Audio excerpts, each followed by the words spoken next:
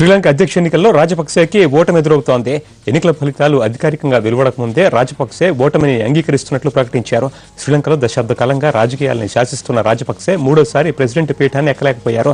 అనూహ్యంగా ప్రత్యర్థిగా మారిన Rajapaksa cabinet minister Maithripala Sirisena చేతిలో ఓడిపోయారు. ప్రజల తీర్పుని శిరసావహిస్తున్నారన్న ఆయన కామెంట్ మైత్రిపాల విజయాన్ని ఖరారు చేసినట్లయింది. ఉదయం ప్రారంభమైన కౌంటింగ్ లో మైత్రిపాల సిరిసేన విజయపథంలో దూసుకుపోతున్నారు. దీంతో అధికారిక నివాసాన్ని రాజపక్సే ఖాళీ చేశారు. మైత్రిపాల వర్గం టపాసులు కాల్చి సంబరాలు చేసుకుంటోంది. సాయంత్రం మైత్రిపాల సిరిసేన శ్రీలంక అధ్యక్షుడిగా బాధ్యతలు చేపడతారు.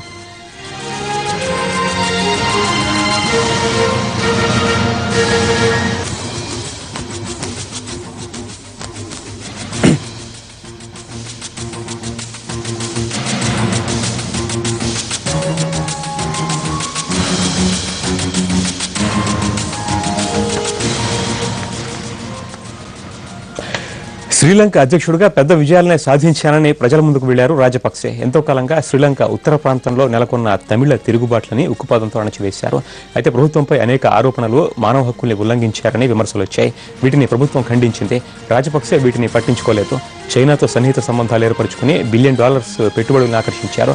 ఇది కొంతవరకు మేలు చేసినా చైనాపై విపరీతంగా ఆధారపడ్డాన్ని ప్రత్యర్థులు ఆయుధంగా మలిచారు. ప్రభుత్వంలో రాజపక్సే కుటుంబీకులు ప్రముఖ పాత్ర పోషించేవాళ్లు. ఇది కూడా ప్రతికూలాంశమైందే. దేశంలో మెజారిటీ వర్గం సింహళీయుల్ని మైత్రిపాల తమ వైపు తిప్పుకున్నారు. దీంతో రాజపక్సే మైత్రిపాల సిరిసేనలకి సమానంగానే ఓట్లు పోలయ్యాయి. ఇక తమిళులు ముస్లింల ఓట్లు ప్రాధాన్యం సంతరించుకున్నాయి. ఈ స్థానాల్లో ఎక్కువ ఓటింగ్ శాతం నమోదు కావడంతో రాజపక్సే ఓటమి దాదాపుగా ఖరారైంది.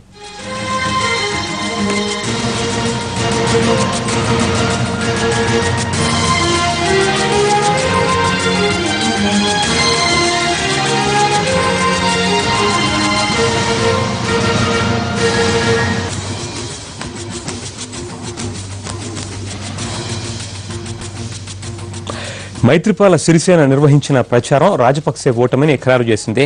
సిరిసేన ఎన్నికల హామీలతో ప్రజల్ని తన వైపుకు తిప్పుకున్నారు.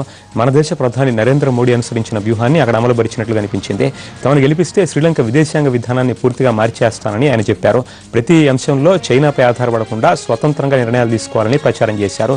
ఒక దేశం మొత్తం ఓ కుటుంబంపై అసలు ఆధారపడకూడదని పెద్ద ఎత్తున ప్రచారం చేశారు. వారసత్వ రాజకీయాలకి స్వస్తి పలకాలని ప్రజల్లోకి గట్టిగా తీసుకువెళ్లారు. దీనికి ముగింపు పలకాల్సిన తరుణం ఇదే అని ఆయన చెప్పుకొచ్చారు. ఇదే మైత్రిపాల విజయానికి ప్రధాన కారణంగా మారింది.